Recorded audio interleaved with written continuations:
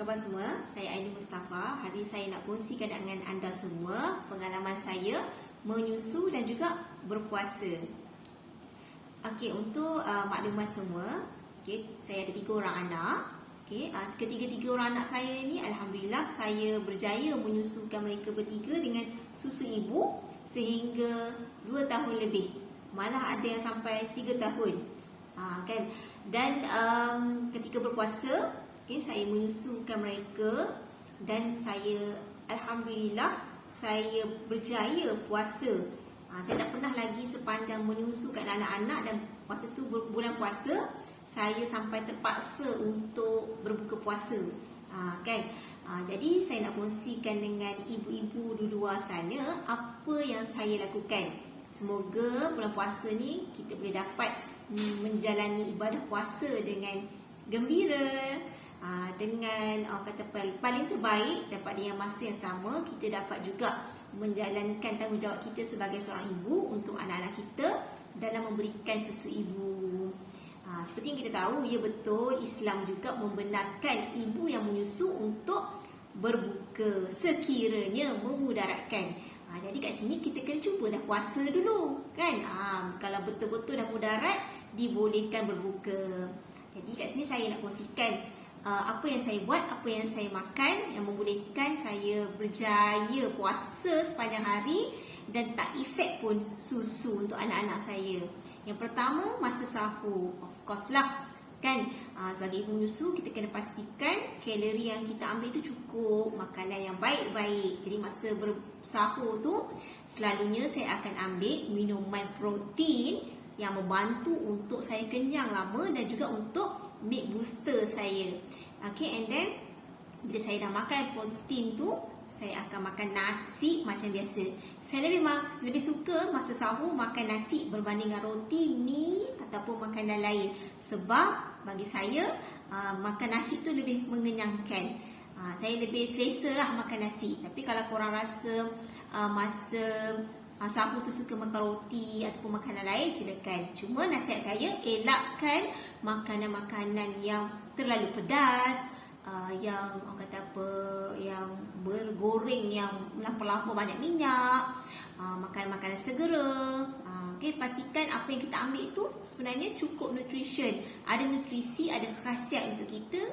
Dan bila makanan itu cukup khasiat, barulah susu tu dapat dihasilkan dengan baik. Begitu juga masa berbuka. Saya lebih suka makan nasi berbanding dengan makanan-makanan lain. Saya kurangkan juga pengambilan macam kuih, air manis, kan?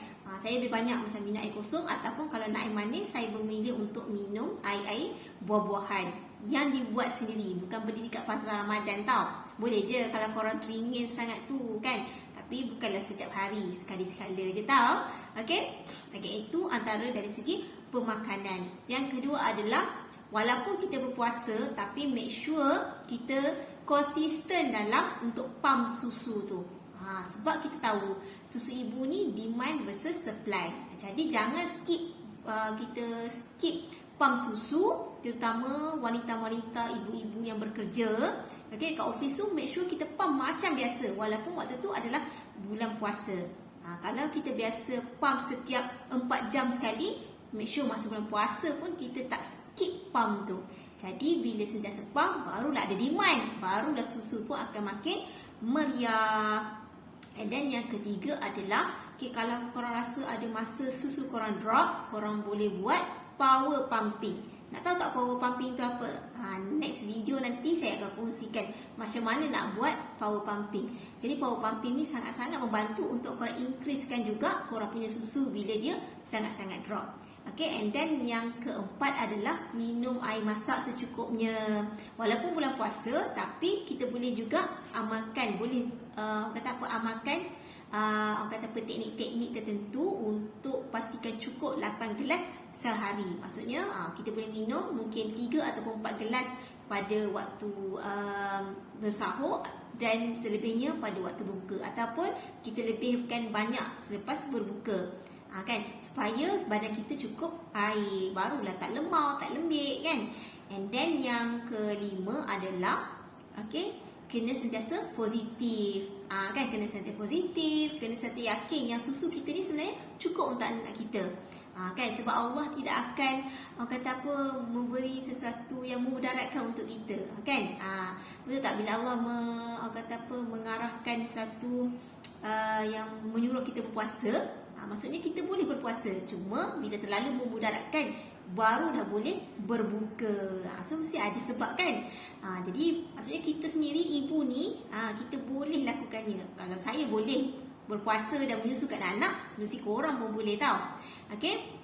And then kena sentiasa positif dan yakin susu yang kita tu sebenarnya cukup je untuk anak kita. Jangan banding-bandingkan susu kita dengan orang lain. Banyaklah susu orang tu, kenapa aku sikit? Jadi kita stres. Jadi jangan stres, okay? Jadi kena yakin yang susu kita cukup untuk anak kita.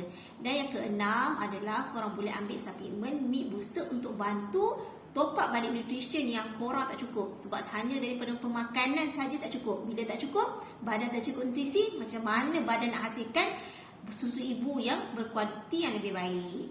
Jadi kat sini antara suplemen yang saya ambil adalah saya amalkan ESP Shea Cream, alfalfa dan juga osteonutri.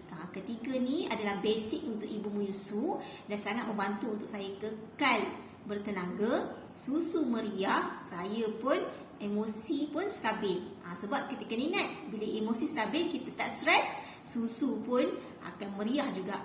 Jadi itu adalah antara beberapa tips pengalaman saya yang dapat saya kongsikan dengan korang semua. Semoga dapat memberi manfaat kepada semua ibu-ibu supaya dapat berpuasa dengan baik. Kalau korang nak set menyusu ni dan nak saya bantu korang untuk pastikan berpuasa ni dengan lebih gembira, berpuasa pun dapat menyusukan anak pun kita dapat. Korang boleh klik kat link bawah ni untuk saya bantu korang. Semoga kita berjumpa lagi. Selamat berpuasa. Bye.